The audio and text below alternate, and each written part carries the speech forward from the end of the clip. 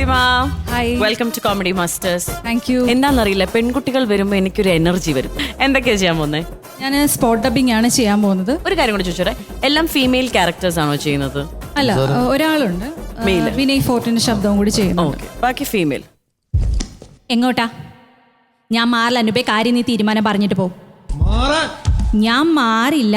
എനിക്ക് ഇപ്പൊ അറിയണം അവളെയാണോ വേണ്ടേ എന്നെയാണോ വേണ്ടേ. നീ പറഞ്ഞ അവസാനിച്ചിട്ട് പൊക്കോ. നീ പറ, അവളെയാണോ വേണ്ടേ എന്നെയാണോ വേണ്ടേ? മന്ത്രിമാരടക്കം മുഴുത്തോമാരൊക്കെ നിന്റെ കഷ്ടത്തിലുണ്ടല്ലോ. അപ്പൊ ഇതൊക്കെ എന്ത്? അല്ല, ഏത് നാടാക്കാനാ നിനക്ക് ഈ പാചകങ്ങളൊക്കെ എഴുതി തരുന്നേ? നിന്റെ അപ്പനാ? ആ അടങ്ങടയേക്കാ. നീ കുറെ ലോകം കണ്ടിട്ടുണ്ടാവും, പക്ഷേ അടുത്ത് നിന്ന് കാണേണ്ടതൊന്നും നീ കണ്ടിട്ടില്ല കേട്ടോ.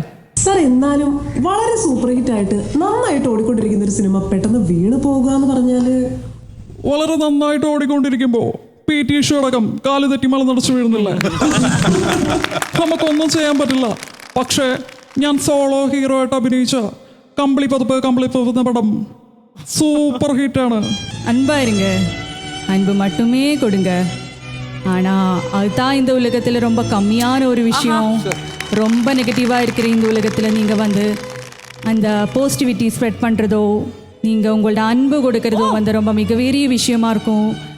ஸோ அது பண்ணீங்கன்னா ரொம்ப സന്തോഷமா இருக்கும். നീ കറിയപ്പോട്ട, പക്ഷെ അപ്പോട്ട് എന്നെ സ്നേഹിക്കുന്നതിനേക്കാൾ 1000 ഇരട്ടി ഞാൻ എൻ്റെ മൊയ്തീനെ സ്നേഹിക്കുന്നുണ്ട്. ഇതിനേക്കാൾ ഒരു 10,000 ഇരട്ടി മൊയ്തീൻ എന്നെ സ്നേഹിക്കുന്നുണ്ട്. എന്നെ നിർബന്ധിച്ച എന്റെ ശവത്തിലായിരിക്കും അപ്പോട്ടെ താലിയേട്ട. Hello hello. ആ എത്തിയോ? അരുണേട്ടൻ അമ്മേ എത്തിന്ന്. അമ്മയോട് പറഞ്ഞേക്ക്. അല്ല അരുണേട്ടൻ, അച്ഛൻ നിന്ന് പൈസ എടുത്തോണ്ടോ മറന്നു അല്ലേ? മറന്നതല്ല, അത് കുട്ടിയെടുത്ത് കുറച്ച് കപ്പലിനെ വാങ്ങി തിന്നോളൂ. അച്ഛൻ പറഞ്ഞത് നേരാ. എന്ത്? അരുണേട്ടൻ മഹാഭിമാനിയാണെന്ന്. അതുകൊണ്ടല്ലേ ശ്രീധരൻ തന്നത് ഇഷ്ടാവാഞ്ഞേ? നിനക്ക് മനസ്സിലായില്ലേ?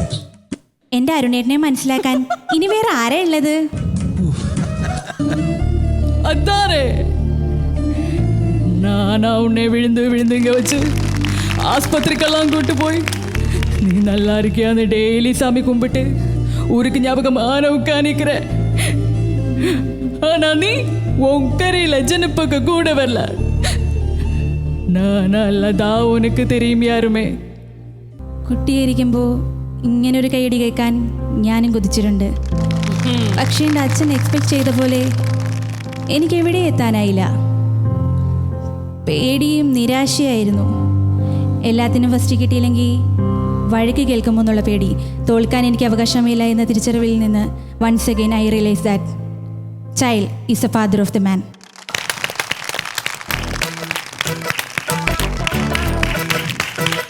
സൂപ്പർ. ആക്ച്വലി നയൻതാരനൊക്കെ പറയുമ്പോഴേ ഞാനിങ്ങനെ വീണ്ടും നോക്കുന്നത് ചെയ്യുന്നത് തന്നെ അല്ലേ ഈശ്വര. അത്ര കിടിലായിരുന്നു കേട്ടോ. വൈശേട്ടാ, എങ്ങനെ ഉണ്ടായിരുന്നു പ്രീതിമ? ഏറ്റവും ഗംഭീരമായിട്ട് എനിക്ക് തോന്നുന്നത് അനുശ്രീയാണ്. പിന്നെ മറ്റുള്ളവരുടെ എല്ലാം നല്ലതായിരുന്നു. വേറെ ഏതൊക്കെ സ്പോട്ട് അല്ലാണ്ട് വേറെ എന്തെങ്കിലും ഒക്കെ ചെയ്യുന്നുണ്ടോ?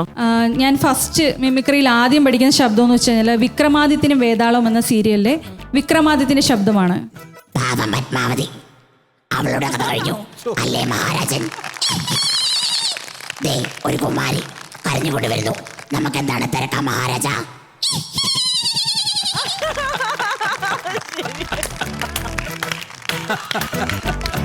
ആ ചിരി സൂപ്പർ ആയിട്ടുണ്ട്. എങ്ങനെ ഉണ്ടായിരുന്നു പ്രീതിമ? നന്നായിരുന്നു. നല്ല എനിക്ക് അതിനകത്ത് കുറച്ച് ആ മെയിൽ വോയിസിന്റെ ആ ശ്രമം മാത്രം കുറച്ചുകൂടി ബേസ് ഉണ്ടായിരുന്നെങ്കിൽ നമ്മുടെ വിനയ് ഫോർട്ടിന്റെ കുറച്ചും കൂടി, കാരണം എത്ര വന്നാലൊരു പരിമിതികളില്ലേ നമുക്ക്, ഒരു ഫീമെയിലല്ലേ ഈ മെയിലിന്റെ വോയിസ് ശ്രമിക്കുന്നത്. അതിന്റെ ഇതുണ്ട്. ബാക്കി എല്ലാ ഫീമെയിൽ വോയിസ് എല്ലാവരുടെയും അത്യാവശ്യം മാച്ച് ഉണ്ടായിരുന്നു. നന്നായിരുന്നു കേട്ടോ. നന്നായിട്ടുണ്ട് കേട്ടോ, ഗംഭീരമായിട്ടുണ്ട്. കള്ളത്തരമില്ല ചെയ്യുന്നതില്ല. ഇപ്പൊ നേരത്തെ ഗോപിക പറഞ്ഞ പോലെ തന്നെ പ്രീതിമ അങ്ങോട്ട് തിരിഞ്ഞാണല്ലോ ഡബ് ചെയ്യുന്നത്. നമ്മൾ സ്ക്രീനിൽ നോക്കിയാൽ ഒറിജിനൽ ആണെന്ന് നമുക്ക് തോന്നുള്ളൂ. പ്രത്യേകിച്ച് നയൻതാര ഉള്ള വോയിസ് എല്ലാം കറക്റ്റ് ആണെന്ന് തോന്നുള്ളൂ. സായി പല്ലവിയുടെ ഒക്കെ അങ്ങനെ ഒറിജിനൽ ആണെന്ന് തന്നെ തോന്നും.